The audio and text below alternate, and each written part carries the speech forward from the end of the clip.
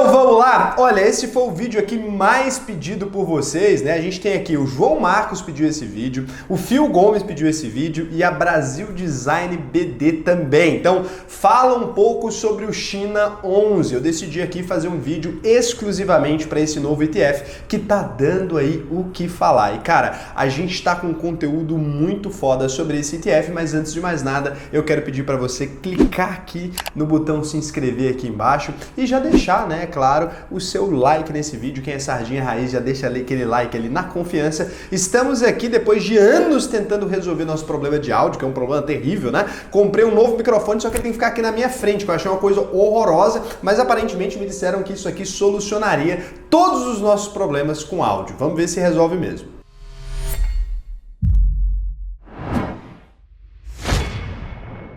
Então, para começar, eu quero aqui parabenizar, né, esses nossos inscritos aí que estão super atentos ao mercado global e decidiram aí perguntar do China 11. Por quê? Porque já é uma realidade que a economia chinesa deve passar ali, a economia americana, que hoje é a maior do mundo, até 2028. Então, assim, a China já tem um crescimento de PIB muito maior do que o americano e nos próximos 7 anos, então, a gente deve ver a China de fato passando os Estados Unidos e se tornando a maior economia do mundo. Antes estava previsto que isso ia acontecer 5 anos mais tarde, só que aí com a pandemia, como a China conseguiu se recuperar melhor, vacinou a população mais rápido, fez as medidas ali deles de maneira mais eficaz, acabaram conseguindo ficar na frente aí dos Estados Unidos e com isso aceleraram ainda mais esse processo que já ia acontecer de toda forma. Então o Centro de Pesquisa aí, Econômica e de Negócios, né, que na sigla em inglês é CEBR, né, ele criou um relatório que mostra uma forte recuperação pós-pandemia em 2021. Né? A economia dos Estados Unidos vai crescer aí apenas 1,9% ao ano de 2022 a 2024 e desacelerar para 1,6% nos anos seguintes. Então,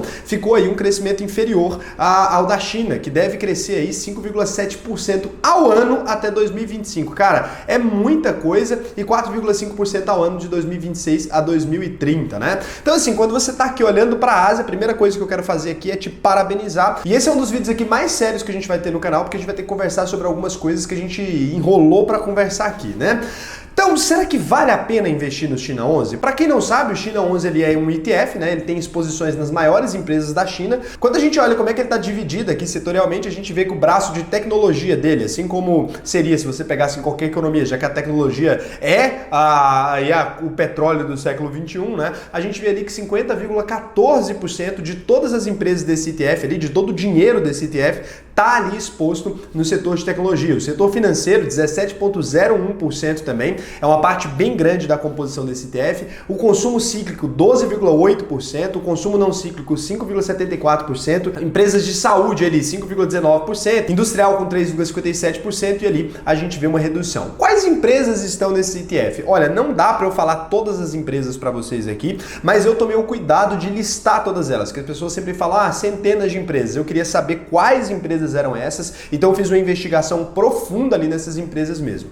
Ao todo, a gente tem 596 empresas. É um ETF ali realmente vasto, realmente gigante. E assim, dentre as empresas ali, a maioria os brasileiros nunca ouviram falar, mas a gente tem alguns nomes aí que são mais populares no Brasil, né? Por exemplo, o Alibaba. Alibaba aí, que é a maior exposição da empresa. Eu vou dar uma passada aqui em todas as exposições, então se você quiser ir pausando, tem um quadrinho aqui do lado, ele tá passando com várias empresas. Você pode tomar a decisão de pausar aí e tentar pesquisar mais sobre alguma delas e tal. Se vocês quiserem, eu posso fazer um vídeo só sobre essas empresas chinesas, mas seria parte 1, 2, 3, 4 talvez, né? Pra gente poder abranger tudo isso aqui, porque é muita coisa mesmo. Entre as empresas que os brasileiros conhecem ali, eu encontrei pra vocês a Alibaba, que é dona do Taobao, né? Que é um site ali de compra chinês, e também dona do AliExpress, que é muito mais famoso no Brasil do que o Taobao, apesar do Taobao ser maior na China, né? Ele é muito utilizado por quem faz compra no exterior, tem uns preços ali bem interessantes nesse nível e demora muito chegar. E pra quem não sabe, ali não tem um vendedor só, né? O AliExpress é um marketplace, muita gente acha que é a mesma empresa enviando, mas ele é um marketplace ali onde você encontra todos aqueles produtos que na verdade são ofertados por chineses ali. Tá, fora isso, o que mais que a gente tem ali, Raul? A gente tem o Baidu, né? Não sei se vocês se lembram, o Baidu tentou uma introdução aqui no mercado nacional, tentou entrar no nosso mercado, mas ele entrou ali com a parceria com o site Super Downloads e com Baixa Aqui, com Tecmundo, né? E ele vinha ali no instalador desses sites. E acabava que as pessoas achavam que o Baidu era um vírus que você pegava no seu computador, porque ele vinha, instalava um antivírus no seu computador, mudava a home da sua busca, que antes era o Google, e trocava pelo Baidu. Acabou que essa estratégia deu muito errado, assim, para a imagem. já que o Baidu é aquela patinha com os dedinhos azuis, né?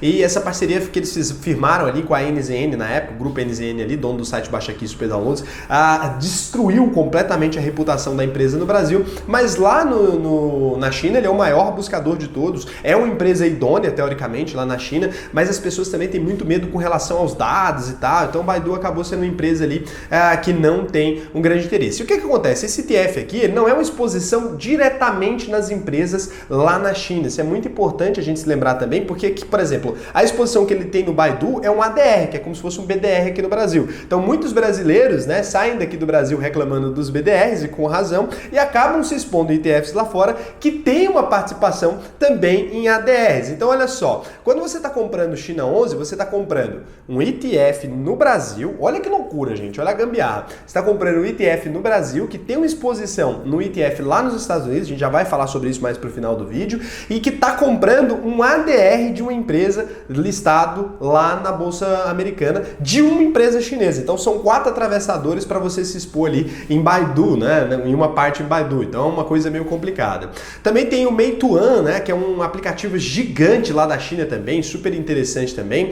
E a gente tem aqui uma exposição no China Construct Bank Corporation. Então, o que é isso, né? Um banco de construção chinês ali, é o 4º maior banco da China, um dos maiores do mundo. E várias dessas empresas, o banco da China, ele já teve até, esse banco de construção da China, ele já teve até algumas acusações de que eles estavam colaborando com o desenvolvimento de míssil na Coreia do Norte. Cara, quando vai pra China, a coisa fica bem doida, mas é um banco muito lucrativo, os números são muito bons ali do banco, e é um banco dos maiores bancos do mundo, né? Então tem números muito interessantes.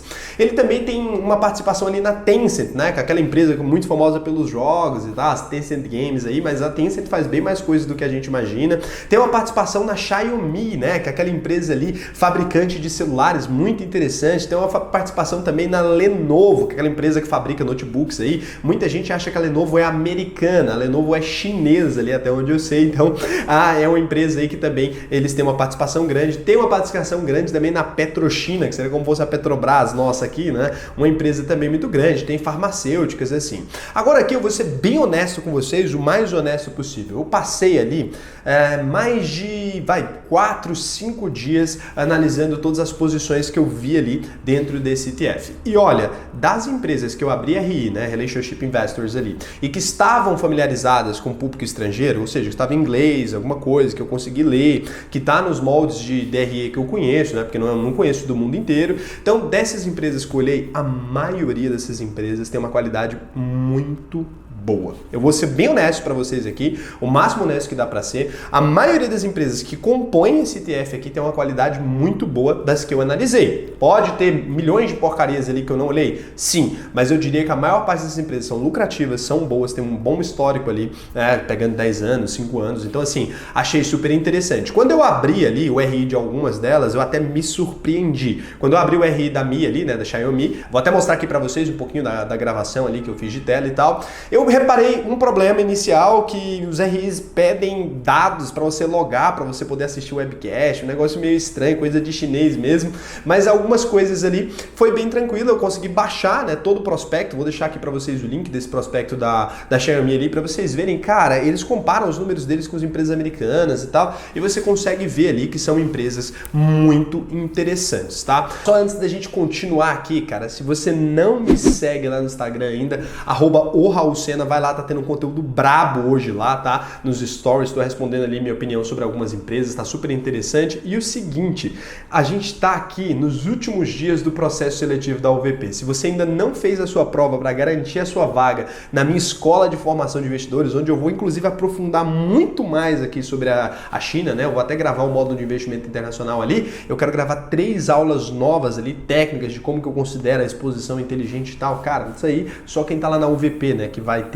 Então você pode se inscrever aí, é um curso com mais de 120 aulas gravadas, muito grande e tudo. Então se você gosta do meu trabalho, você vai amar aquilo lá. E a gente vai continuar o vídeo aqui agora. Faz sentido investir na China? Então assim, a primeira coisa, eu quero deixar esse mapa aqui para vocês. É um mapa bem batido, né? Feito ali pelo site How Much, né? Muito interessante. Todo mundo usa esse mapa aqui e pouca gente acredita. Eu quero até deixar o crédito aqui embaixo bem claro para as pessoas olharem, porque é um site que fez esse gráfico que é muito utilizado. Se a gente olhar a captação de mercado ali em 2018, Brasil cresceu um pouco nesses últimos anos, né? Só que não sei se a relação dólar acabou compensando, então provavelmente não. Então o Brasil deve estar mais ou menos do mesmo tamanho, não mudou tanto o mercado de 2018 para cá. Mas se a gente olha aqui, os Estados Unidos, ele tem ali 44,33% de todo o mercado de bolsa de valores no mundo. O Japão ali tem 7,72%, também é um mercado muito grande. A gente tem a China com 9,21%, é o segundo maior mercado do mundo aqui, quando a gente olha no mapa, né? É um mercado muito grande. Cara, em comparação com o mercado chinês, com o mercado brasileiro, a gente está falando de um mercado 10 vezes maior, é muito interessante, faz muito sentido se expor na China,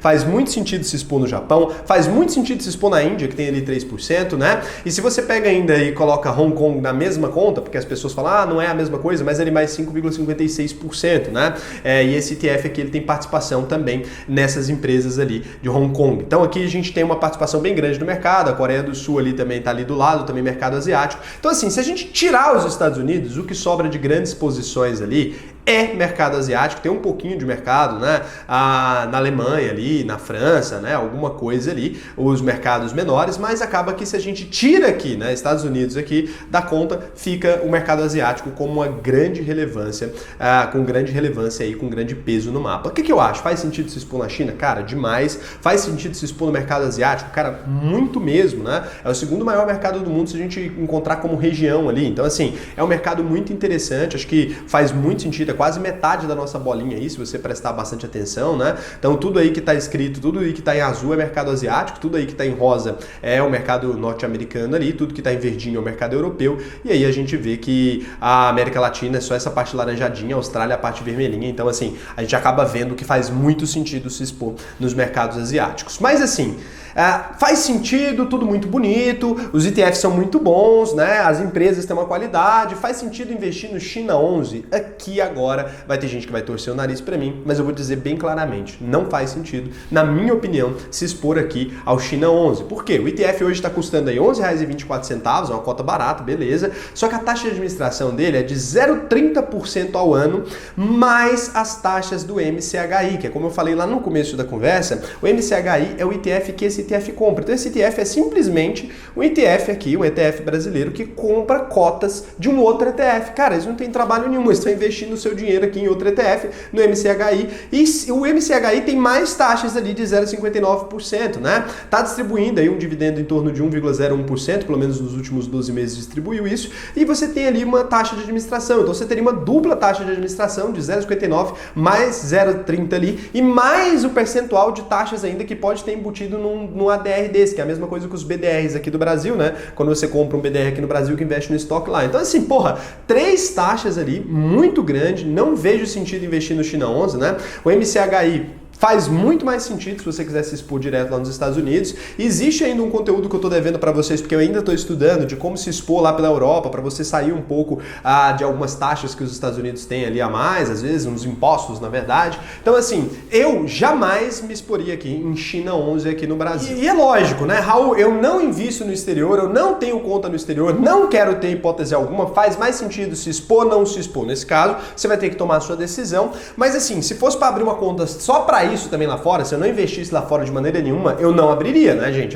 Vou abrir uma conta só para isso, vou pagar IOF, vou pagar ali um monte de taxa, né, na hora de fazer a conversão do dinheiro só para investir no China 11, não vale a pena. Agora, se você tem interesse em diversificar internacionalmente, cara, não faz sentido você ficar fazendo isso pelo Brasil. O Brasil tem uma gambiarrazinha aí, que são esses ETFs aí que tá vindo pro Brasil agora, só que assim, é um ETF que já é gambiarra. Se os caras quisessem ter feito uma exposição direta, ou talvez pelo menos uma exposição com BDRs aqui dentro, porque, porra, uma exposição de ETF que tem uma exposição em ADRs nos Estados Unidos é 4 intermediador para você comprar uma empresa ali, né? Acaba que eu não vejo muito sentido, apesar da diversificação e tudo.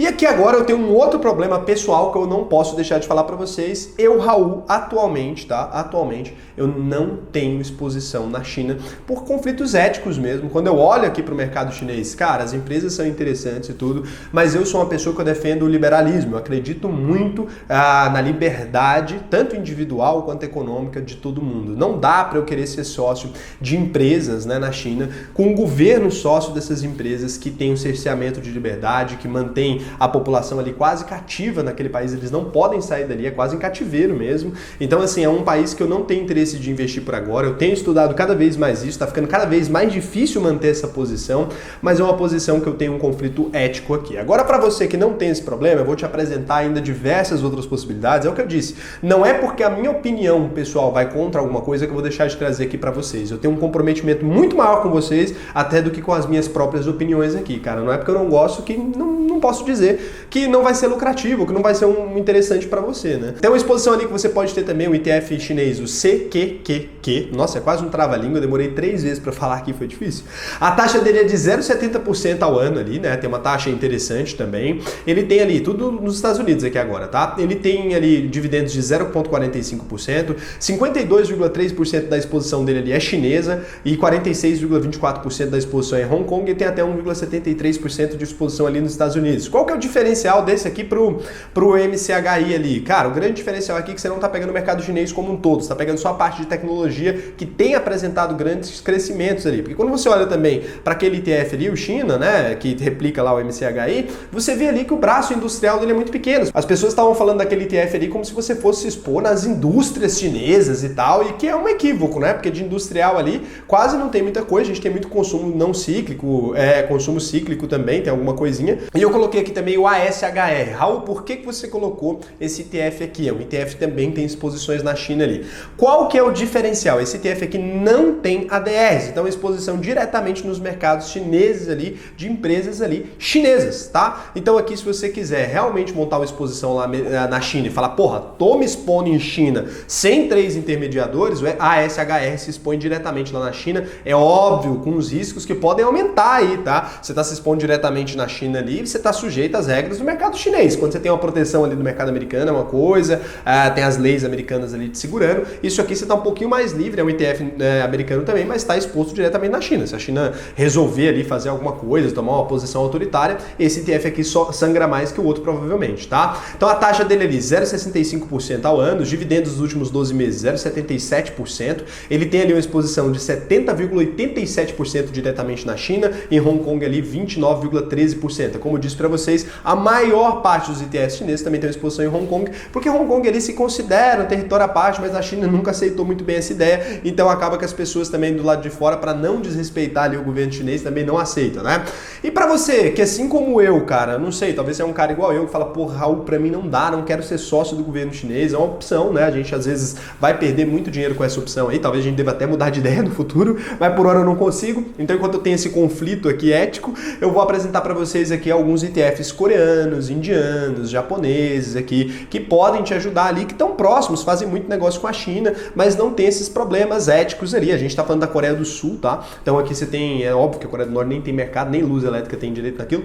Então a gente vai falar aqui sobre alguns ETFs onde você pode se expor lá. A gente tem primeiro aqui, né, o EWJ, que é um ETF ali japonês, que você tem exposição nas principais empresas ali do mercado japonês, Mitsubishi, aquela coisa toda, um pouquinho de Sony também. Tem bastante coisa interessante, um ETF que eu gosto muito da minha carteira pessoal, ele tem grande parte ali, é uma exposição que eu acho interessante, principalmente porque o Japão estava barato, né? Ele ficou 20 anos lateralizando ali, então foi muito interessante, comprei bastante mercado japonês, acreditava muito nos japoneses.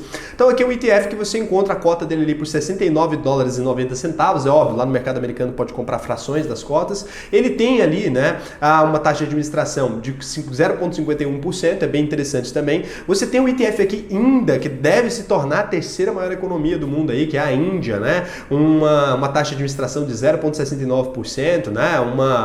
É muito interessante aqui também as exposições que eles têm. Você tem várias empresas indianas ali, a $42,40 a cota aqui, muito interessante. Você tem o EWI, né? EWI aqui, que é o ETF ali sul-coreano, muito interessante. Aqui você tem Samsung, aqui você tem empresas assim, cara, a Coreia do Sul dá um show tanto na área de um país que eu respeito, que eu gosto da cultura e tudo, quanto um país aqui que o mundo tá cada vez mais aprendendo a amar, né? Os caras ali conseguiram emplacar as novelinhas dele, as adolescentes são fanáticas. É uma cultura que tem feito ali um caminho que os Estados Unidos fez, uma popularização cultural e tal. Por mais que eu ache essa coisa de forçar uma cultura goela abaixo de outro povo uma coisa interessante, economicamente eu não gosto tanto, confesso confesso que eu sou um brasileiro bem raiz, eu gosto de coisas do Brasil mesmo, mas aqui a gente tem ali um ETF de uma empresa, de um país muito mais popular, muito mais legal.